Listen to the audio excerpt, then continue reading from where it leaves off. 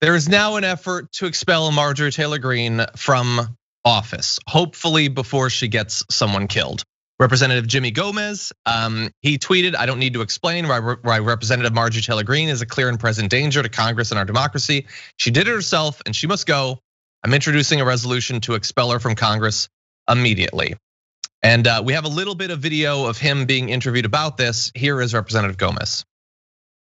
What about your Republican colleagues? Congressman Adam Kinzinger, for example, tweeted that Greene, quote, is not a Republican.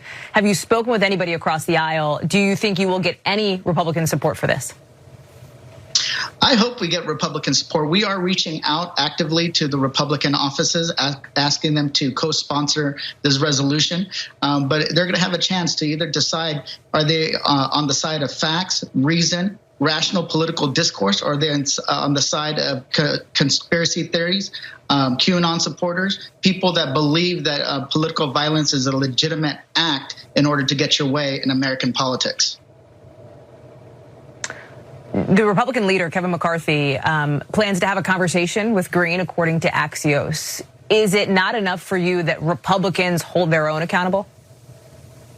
I don't think he's going to hold her accountable. Yeah, Ben, I'm sure that you saw that he's going to have a talk with her. What do you expect to come of that? He's going to say, tone it down. We just got to go a little bit more clandestine over the next 4 years because we don't have the big kahuna Donald Trump to cover us. We can't be as wild as we used to be, Marjorie. So, just tuck in your racism and your xenophobia, your Islamophobia, your homophobia. Tuck it in just enough to fall within the acceptable parameters of the Republican Party. Yeah, he understands, I'm sure, where the party is going. There's a chance she'll be minority leader in the House at some point. And the question, I get it. I get that you have to ask a question like that, but is it not enough that they manage their own side? Well, why are you asking me pure hypotheticals? Because you know as well as I do that they're not going to. There's not going to be anything done from their side. And if there was something done and we knew what it was, then we can discuss. But it's not gonna happen, and we don't even know what the hypothetical is, so there's no point in it. No, if you were watching this, and you are a conservative or whatever, you're not a Democrat, I want you to honestly answer the question. If we found out that Rashida Tlaib had been liking comments about putting a bullet in Mitch McConnell's head, would they be just like, oh no, that's totally fine, difference of opinion, you can totally stay there? Does anyone actually believe that? Does anyone actually believe that? And when she's stalking people through the streets of DC, kids who are processing their PTSD from mass shootings and saying that she has a gun. And when she's talking about Hillary Clinton consuming children for hormones and all, I can't even remember all of the insane things that go beyond the line for what our expectations should be for like the person who scoops our ice cream, let alone Congress people. I'm blanking on her name. Katie Hill, she resigned because she had been in an affair, like a personal affair that had nothing to do with her job. She has supported the murder of politicians, and they're gonna talk to her. They're gonna seriously talk to her. No, she needs to get out of there. She needs to get, for so many different reasons, she needs to get out of there. She has a direct lineage with the people who marched up the steps on January 6th. I forget the exact date, but right before the inauguration, she has a direct connection to them. She's from the same train of thought, the same type of thinking, the type of people who will destroy this democracy because they have to maintain some QAnon level delusion in order to not to come to terms with the fact that they are part and parcel complicit with the problems in this country. 100%. If she had not gotten elected, she would have been storming the Capitol. Exactly. She was already following 100%. Kids around in the Capitol years before. She 100% would have been. Anyway, I want to go to one last thing to perhaps explain why you should not have high expectations from Kevin McCarthy. Here is Representative Alexandria Ocasio-Cortez on him. I actually sense a profound difference between the Republican caucus of last term, the 115th Congress, and the Republican caucus of this term that we are now, a few weeks into at this point. And that difference was that it really felt that last term, the Republican caucus was one of extreme fealty to Donald Trump. There were some that were true believers, others that simply remained quiet out of cowardice and out of fear of the president's retribution.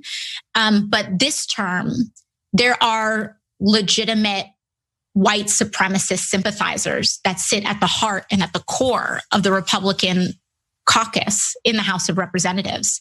And when you see someone like the House Minority Leader, Kevin McCarthy of the Republican Party, respond to white supremacist vitriol coming from his own members, not with censure like they did with Representative Steve King of Iowa, not with, being stripped of committees, not with any consequence, you have to wonder who actually has that power. And it increasingly seems, unfortunately, that in the House Republican caucus, Kevin McCarthy answers to these QAnon members of Congress, not the other way around. Wow. That's pretty strong. Wow. Don't mess with AOC, because that's the core of the issue. The issue is that they create a monster, and they played Republicans. They have been playing with the monster for the last 40 years, and now it's coming back to eat them. And she's right. Kevin McCarthy isn't in charge. Not at all. And didn't Kevin McCarthy just go down and meet with Trump? Was that him? I don't want to give people misinformation, but Sophie's shaking her head. Yeah, does everyone remember what Trump had to say about QAnon during the election? They're just good people. They're just good people. They love America. They love Trump, I hear. They're worried about the kids. The kids. So, no, he knows exactly what QAnon is, because he spends every minute of his life that isn't spent looking at Fox and Friends, looking at his phone, which is on right-wing BS websites. He knows what it is. He's okay with it. Kevin McCarthy is deferential to him. That is the Trump thing. Well, what is the crossover between QAnon and MAGA? Oh, like, you think there's a lot of QAnon people who are like, well, I don't want to make America great again. Anyway, the Venn diagram. The Venn diagram is spectacular on that one. Exactly. So we'll see, Kevin McCarthy. Maybe you don't, and maybe you aren't so scared of the future of your party and your own position of leadership that you're terrified that Lauren Boebert or Marjorie Taylor Greene or Madison Cawthorn are going to replace you in the next couple of years. But you have to demonstrate it, so we're going to see what you do. And I got an idea of what it's going to be, and it ain't going to be much.